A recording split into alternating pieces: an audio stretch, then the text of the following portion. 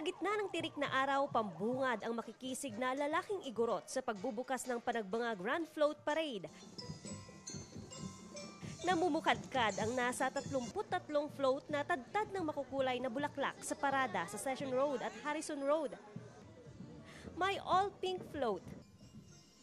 Atraksyon din ang float ng Baguio City na tampok ang magical beauty ng City of Pines. Ipinakita ng ilang karosa ang buhay na kultura ng mga taga-Cordillera. May mala Garden White Dragon inspired Under the Sea theme. At ang patok ngayong bibe na sa Baguio raw unang nauso. Pumarada rin ang float ng GMA Network, sakay ang ilan sa cast ng Kapuso Action Comedy Series na walang matigas na pulis sa matinik na misis.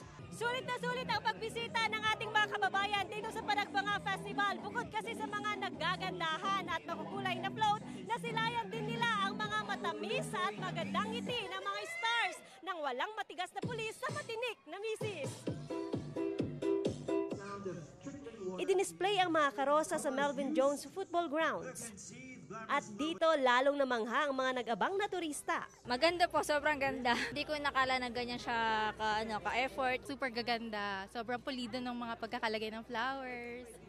Sa datos ng PNP, mahigit 50,000 tao ang nakisaya sa Panagbanga Festival Celebration ngayong araw.